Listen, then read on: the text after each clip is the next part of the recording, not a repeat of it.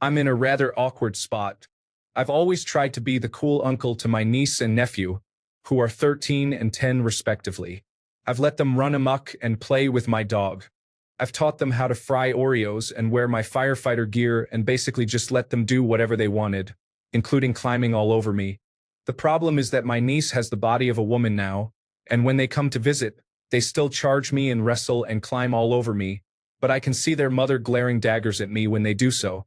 I need to establish boundaries, but I'm at a loss about how to do so. Can I simply say no to my niece while letting my nephew do as he always has? Should I tell them both no? How do I explain that in a way that's fair and reasonable to them?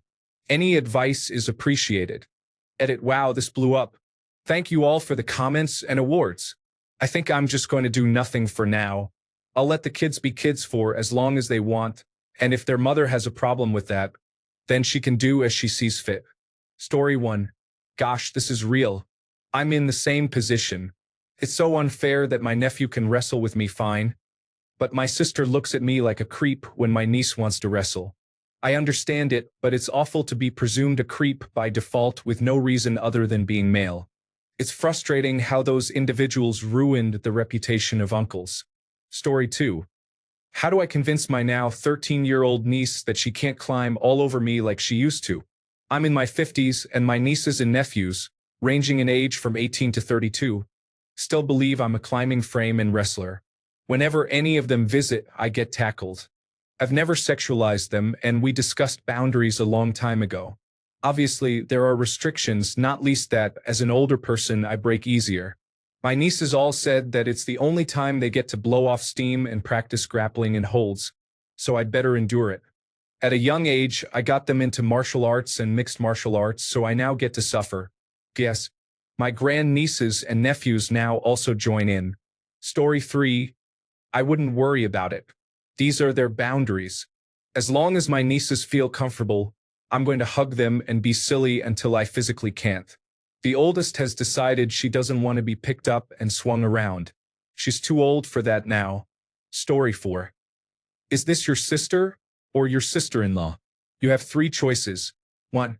Ignore the mom and continue to play with your niece and nephew like you always have. Best option, in my opinion. Talk to the mom about how you feel. Probably want to approach that conversation very cautiously. There is always the possibility that you bringing it up to her will somehow validate her feelings that you are looking at your niece in a weird way, or the possibility that the mom doesn't feel this way at all and you are misreading something. Tell both niece and nephew that they can't climb on you for a specific reason. The reason doesn't matter. Just make it sound believable.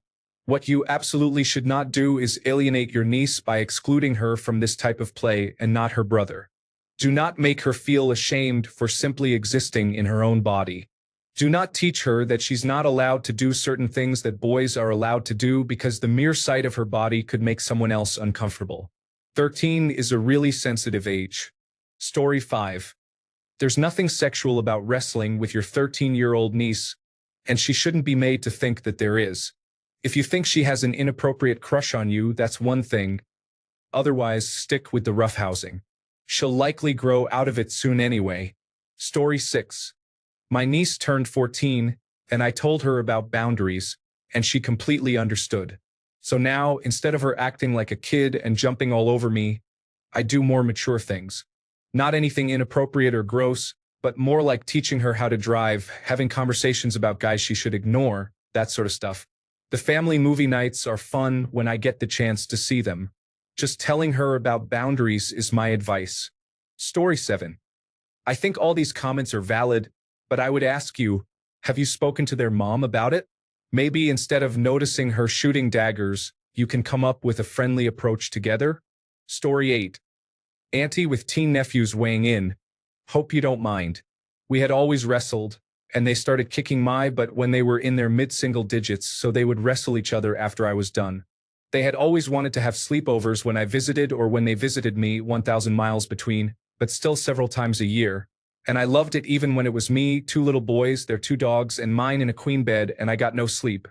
As they reached double digits, I started to worry about it and asked several people, including their mom, if I needed to set the boundary. I ended up talking to them and explaining that they were going to start changing soon, so I was going to quit asking if we were having a sleepover, but I would never say no if they asked. They still asked or just showed up for a few more years, then mostly stopped. The last time we all slept in the same bed was a ski trip I took them and some friends on to the mountains a few years ago. There were 5 people total with a king bed and a queen pullout. I still wish my phone was next to me the night I woke up spooning my dog, with her spooning my nephew in the middle. It wasn't an awkward sleeping arrangement. We made do with what we had and would probably do it again if needed. Wrestling has moved to the younger, 16 this month, kicking my butt, with their dad putting him in a half Nelson when he doesn't get that I really am done. Their mom, me, and the rest of the aunties, anti-colony 7 strong, still wrestle sometimes, but our mom retired at about 65, so we might be a little unusual that way, but the laughter keeps us coming back. I don't think there's anything wrong with young people learning that physical contact and affection are not only appropriate in romantic or sexual relationships. I do think it was important to have the conversation with them about where my boundaries were and that theirs would be respected too. That conversation might have started when they were early single digits and went through the not wanting to hug phase. Story 9. Everyone is having legitimate wholesome fun, but it looks weird to some people. I taught youth jiu-jitsu for almost 20 years, from about age 35 to 55, teaching ages 5 to 17, both genders. Kids and teens love wrestling an adult who they know and trust won't hurt them and will let the kid win at least once in a while. Jiu-jitsu uniforms are thick and heavy, and physically and symbolically provide a barrier, in my opinion, to awkward body proximity.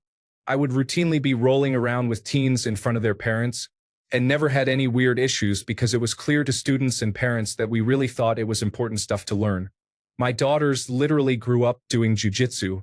Even though they quit in their mid-teens, they will try to choke me out if they see an opportunity. It's all fun. I pity any boys that mess with them. If you have a jiu-jitsu school nearby, sign them and yourself up and wrestle on the mat. Story 10. Tell both of them they can't climb on you anymore.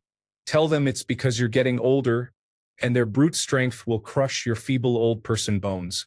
It's better to put the blame on you than to make them, her especially, feel like it's something they're at fault for. Story 11. I still wrestle my nieces and help them with sports and whatnot. Don't sexualize them. I treat them just as I did when they were 3, as I do now at 12, 13, 14, and 16. If you feel like you're getting inappropriate feelings, then tell them no. Story 12. Comments have already been answered, but here's my input anyway. At first, I was going to suggest having your sister talk to your niece, but it made me realize that your niece might be upset, thinking you or her mom is viewing her inappropriately. See if the mom is genuinely upset about this, and if she is, first, tell her to stop viewing the situation in that way because she's your niece, and she wouldn't have reacted the same way if it were her 13 or 16-year-old son. Being a girl doesn't change the situation as you're her uncle. A less aggressive and more reasonable approach could be to explain your perspective to her, hoping she'll realize she's not being logical. If she's still uncomfortable with it, then tell both your niece and nephew to stop climbing on you because you have back problems or some other reason. It's better if your niece doesn't find out it's because she's growing, as that could be upsetting. To add something after seeing another comment, start by saying you've noticed her giving you certain looks and ask if everything is okay. Do you not want me wrestling with your kids anymore? That way, she doesn't think you're seeing your niece in an inappropriate way. Then proceed from there. Story 13. I am not a man, but I agree with the person who said to speak with the mother. She is the one who is staring daggers, so find out the issue and talk about how to proceed. You can even mention that you're too old or however you all want to handle it. From your post, I don't think you're sexualizing her or the interactions. You just want to do what's right. You are an awesome uncle. My uncle slapped my backside and said I was attractive when I started to develop, so you are way better than my family. Keep being yourself. Story 14. Not a man, but a woman who appreciates your sensitivity. I agree with other posters, tell them you're too old, but also as an alternative, have a complicated secret handshake. They'll still feel special without you feeling uncomfortable. Story 15. As a woman, I think you should tell her no but still try to have childish fun with her so she doesn't lose her innocence. It's better to hear it from her favorite uncle instead of her mom. Her mom may try to make you seem like the bad guy, and she'll end up feeling uncomfortable around you. I can clearly see you aren't trying to be creepy. My body started growing at that age too, and it's a very delicate situation. Story 16. Instead of wrestling, maybe do more of a boxing type fun, where you and your niece throw jabs at each other without actually making body contact but try to block those jabs with your hands. Story 17. You have a chat with the mom to make sure she knows you are thinking about it and your concerns. I would say as long as she doesn't do anything specifically inappropriate, you play with your niece or nephew until they don't want to anymore. Sometimes little girls act a bit weird with male relatives because they think they love them or something. Kids have more awareness of the world than we think. If she ever does anything odd, you have to tell her to stop or there will be consequences. Otherwise, keep being the great uncle I gather you are. Story 18. Kind of sounds like her mother is already teaching her to be ashamed of her body and sexuality and how not to establish boundaries for herself. Kids are smart. They know how their bodies are changing and how the men around them are changing their behavior in reaction to it. Probably really sucks and is confusing, and it sounds like she can't go to her mother for some basic human advice. We have this bizarre fetish for the purity of childhood in our culture that doesn't really exist anywhere else. God, I wish more adults had just leveled with me when I was a kid and not tried to keep me ignorant for my own good or to let me be a kid for a bit longer. Story 19. This is the mom's issue. She is sexualizing her daughter. That is unfortunate. But yes, if you want to keep the peace, set boundaries with both. No craimin. You can still be the cool uncle. Story 20. I am 26 and I still wrestle my uncles, dad, and brother. It's not a sexual thing.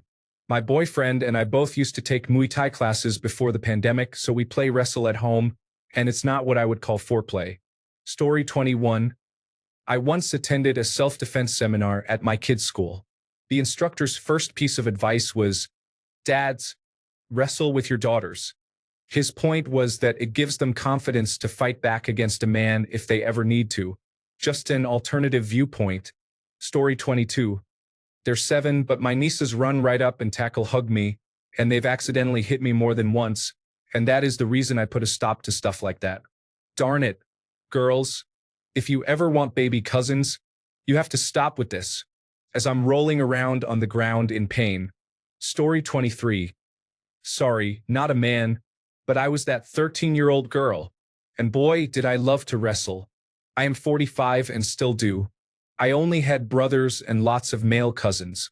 I appreciate that you are aware enough to realize what's going on. It's unfortunate, but it's true. Behavior has to change. Honestly, if the mom is having issues with it, it is something she should address with her daughter. I very clearly remember my parents having a talk with me, trying to rein me in, and I definitely needed gentle reminders here and there that I was becoming a young woman and some behavior was going to have to change. They never made me feel bad about my body, never shamed me or anyone else. They were sympathetic, but it was approached in a very matter-of-fact way. You should start setting boundaries, yes, but the parents need to start working on it from the children's side too. Is it something you could mention to one or both of them, or would that make it more awkward? Story 24. I think men should be obstinate in these situations. By asking them to not be kids and show affection in their own kiddie way, the original poster will, just like so many, set the same precedent by conforming to this more often than not absurd, stereotypical societal pattern. I'm sure uncles with zero sexual interest in their nieces largely outnumber the pedophiles. But as always, pedophiles, though the minority, stand out because of the abhorrence of their acts. In my opinion, the original poster should talk to the mother instead of finding a way to break this news to those innocent kids. It's wrong and unacceptable.